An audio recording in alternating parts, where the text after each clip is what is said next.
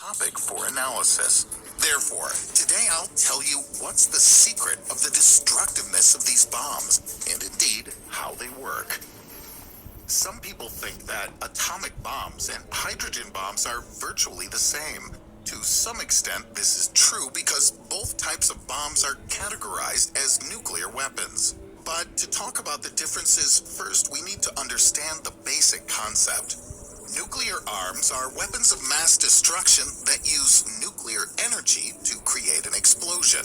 This energy, in turn, is contained in atomic nuclei and is released during nuclear reactions and radioactive decay.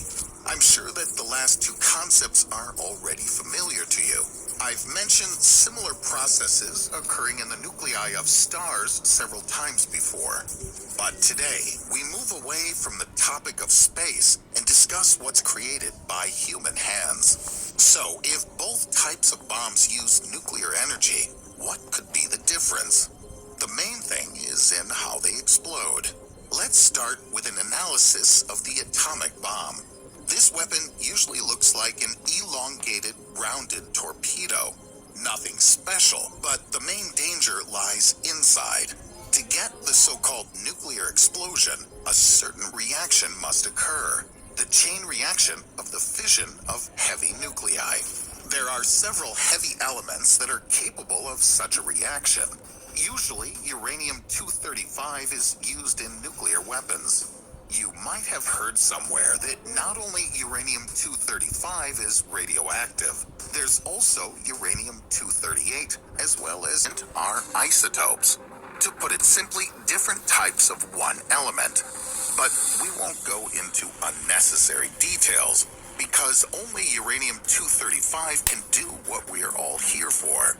To obtain the maximum amount of energy during the explosion of an atomic bomb, the content of 235 isotope in uranium should be at least 80%. Therefore, in the production of nuclear weapons, uranium is enriched further. But if something goes wrong with this process, there is a fallback. You can also create a plutonium bomb, which will be based on the isotope with the number 239. However, this element is rarely found in nature, which means that you'd have to try and create it artificially. Now we know enough about the inside of an atomic bomb. But how do we launch such a weapon? The nuclear explosion occurs because a certain mass of fissile material is concentrated in one place. This can also be called critical mass. When it is reached, a nuclear decay reaction is formed with the release of energy.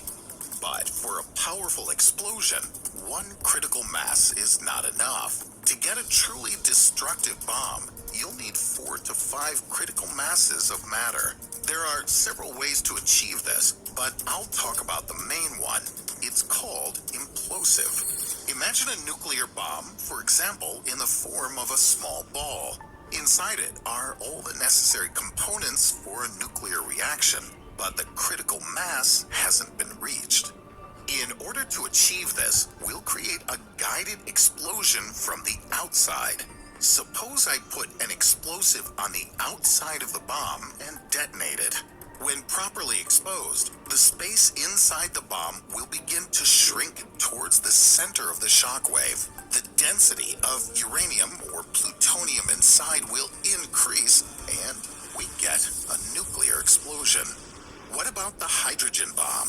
In this explosive device, energy is released due to thermonuclear fusion. A very fast explosive reaction takes place inside the charge with the help of elements such as deuterium and tritium. Other heavier elements can also be used along with them. However, the main effective substance is lithium hydride. By itself, it doesn't produce an explosion, so clearly we need something else. The detonation of this substance is usually carried out by an integrated